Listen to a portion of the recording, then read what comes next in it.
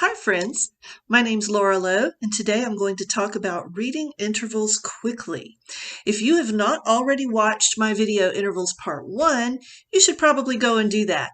In that video, I talk about how to recognize intervals by number only, on both the keyboard and the staff. Today, we're going to talk about recognizing them quickly on the staff so that you can be a more fluent reader of music. Take a look at the word cat. When you were just learning how to read, you had to sound it out. K-a-t. But pretty soon you'd seen that word enough times that you could just say it when you saw it. Cat. The same is true with intervals. You may still be at the stage with intervals where you have to count the lines and the spaces to recognize that an interval is a fifth or a sixth or a seventh. And what I want you to do is get to be so quick that you can recognize it immediately, so that when you're reading through a piece of music, you don't have to stop and say, oh yeah, that next note is up a fourth. So let's go. Okay, let's talk about intervals on the staff. Let me show you what I have here. I have thirds, fifths, sevenths, and then I have a line with seconds, fourths, sixths, and eighths. In each one of these measures, I have a harmonic interval followed by the very same interval as a melodic interval. Remember, harmonic intervals are the ones that play at the same time. Melodic intervals happen one note at a time, like a melody. In the bass, I have the very same interval that I drew in the treble. Let's walk through this now. You'll see on the first line I have thirds and fifths and sevenths. What do the numbers 3, 5, and 7 have in common? Well, they're all odd numbers. We have this interesting, really cool thing that happens in music. If your interval is an odd numbered interval, then both notes will be on the same thing, like both of these are on a space and both of these are on a line. Same thing over here with my fifths. In this case, I have lines in the treble. Both of these are on a line. And in the bass, both of these are on a space. Over here, the sevenths, line to a line. In the bass, space to a space. Even numbered intervals don't work that way. Even numbered intervals, one's on a space, the other one's on a line. Down here, line, space, space, line, space, line, space, space, line. So the first thing you ask yourself when you're trying to identify an interval is, are the notes on the same thing? Are they both on a space, or are they both on a line? If they are, you know it's an odd number. If they're not, you know it's an even number. That is the first in our order of operations in recognizing intervals, is look for that and decide if it's an even or an odd numbered interval.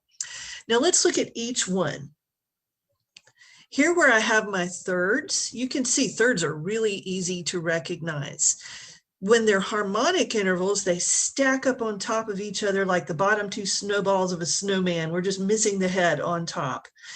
They touch each other. That's important to see. Thirds touch each other. There's only one place on the staff in between them. Now, let's look at the melodic interval. I think it's a little harder to recognize a melodic interval than a harmonic interval, but for most of you, this is the stage where you are. You're reading melodies, probably maybe even 5-finger melodies. And we have to be very quick at recognizing while we're reading our music that this is a third or a skip. Now, I think it's very important to train yourself to scan the staff from one note to the next note. Don't just look at this note and then move to this note and think of it as a totally separate event, like there's a wall in between these two. Get rid of the wall and always think about where you were and where you're going. Scan the staff, and we see we start on a space, we go over this line, and we end up on this space. So we're jumping over that line to get there. So when you see that melodic third, and now this is super important, when you see a melodic third, you should have a feeling in your hand of skipping over a finger. Like if you're playing this one with your one finger, your thumb, you're going to be playing this one with your 3 finger. When we recognize an interval on the staff, if we're really fluent music readers, we're not translating it into words in our head. We're not thinking up a third, although we have to start there to learn what a third is. When I'm playing music, I feel something when I see this. I have a sensation in my hand that tells me how far apart these notes are. So I think it's super important if you're working with flashcards or even with an app on your phone to recognize intervals, take it to the piano and play it. Now, also, you can learn to do this with your piece of music that you're practicing. Isolate two notes of the melody with maybe a sticky note here and a sticky note here, or draw a pencil circle around them so that you isolate these two and play them back and forth and get used to how it feels in your hand. Let's keep looking. This is a fifth. Notice that this one's on a line and this one's on a line. Down here we have the E on the space and the B on the space. So since they're both on the same kind of thing, we know it's got to be an odd number. They're not touching, they're too far apart to touch, so they can't be a third, but they're not that far apart. They would still fit under my hand in a 5-finger position. That's what tells me it's a fifth. Let's look at this one. Scan from the lower note up to the upper note, and I'm seeing as I scan that I skip over this space, this line, this space, and now we're on a line. Fifths to me are easy to identify. Look here, you can say to yourself, line to a line with a line in between. Down here, space to a space with a space in between.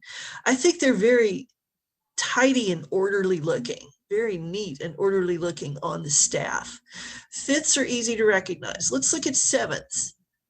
Sevenths are slightly harder to recognize. I think students get a little more confused identifying sixths, sevenths, and eighths, but this one is easy to recognize right away because I have a line and a line. Then I have a space and a space. We know it's got to be an odd number, so it can't be a sixth or an eighth. It's too far apart to fit readily under my hand. I'm going to have to shift my fifth finger out of position if my thumb is on C. So I look at that and I see two notes that are fairly far apart, both on the same thing, both lines. I know it's got to be a seventh. Let's scan from the C up to the B. C's on a line. I'm skipping over space, line, space, line, space, and getting to another line. Well, I like to look at this and say line to a line, two lines in between. Space to a space, two spaces in between. So a seventh is a larger interval, both on the same kind of thing. Let's look at these even numbered intervals. So seconds are really easy to see because when they're played together, they have this diagonal appearance on the staff. They touch, just like the thirds, they touch. The two intervals where the notes touch are the thirds and the seconds. The melodic interval, steps on the staff. I'm sure you learned that in your music books, from one space to the very next line or from a line to the very next space. Those are close together. Fourths, line to a space, space to a line. First thing I notice, I know it has to be an even number. Let's scan. You know what? The notes, the places on the staff in between these two, a line and a space, it's just not as tidy and orderly as it was up here with the fifths and the thirds and the sevenths. So what I see here is something that's too far apart to touch, but it's still within my 5-finger span on the piano. So I can tell pretty quickly that that's a fourth. Now, you should go to the piano and you should play fourths. You should play this with your thumb and your 4th finger, or your 2 and your 5th finger, to get used to the feel of a fourth. Take a look at these sixths. Space to a line, line to a space. First thing I see, I know it has to be even. The spaces and lines in between these two, I have a line and a space and a line and a space. Now, let me show you what I see when I look at a sixth. I'm noticing that there's a nice tidy third in between the two notes of a sixth.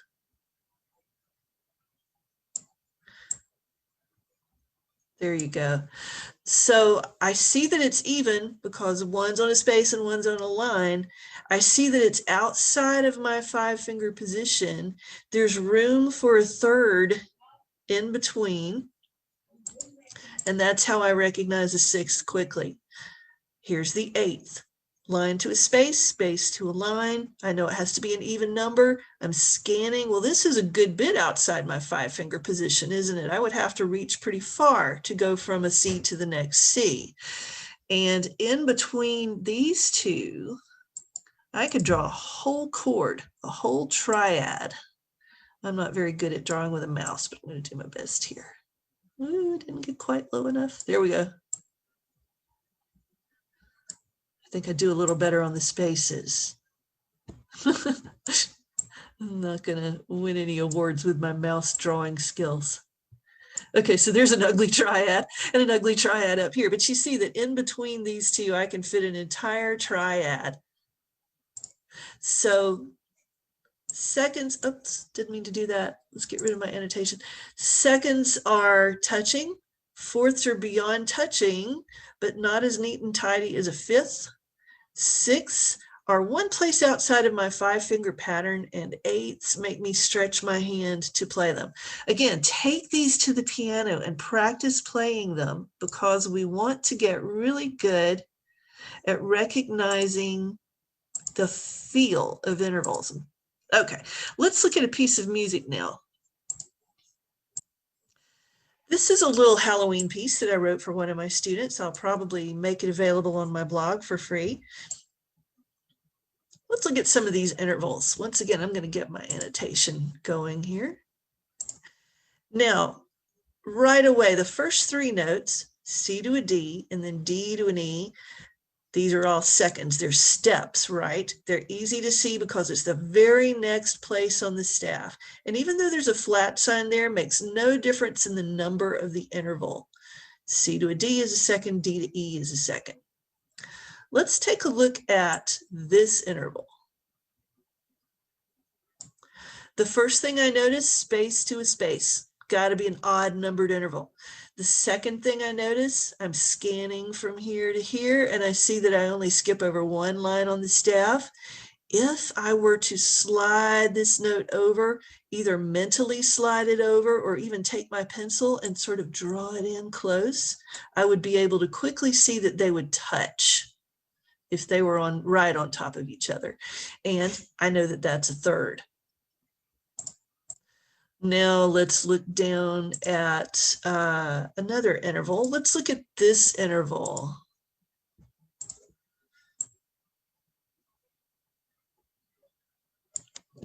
Okay, first thing I see is space to a space. I know it's got to be odd. Now, if I slide this over mentally, I can see that I have a space to a space with a space in between.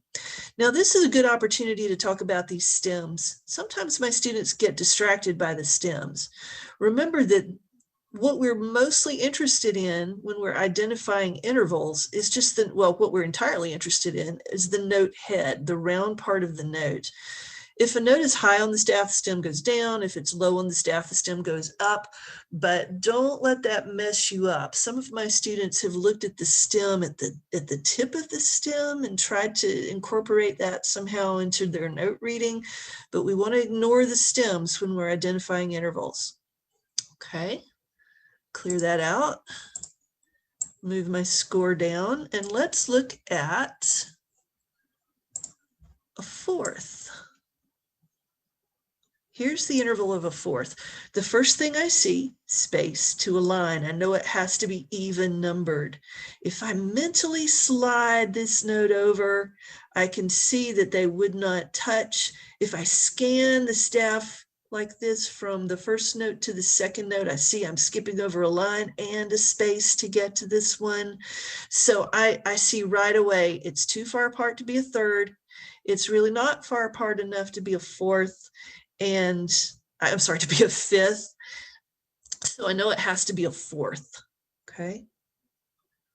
If it were a fifth, it would be line to a line, but it's space to a space. Let's clear that one out. Slide my staff down.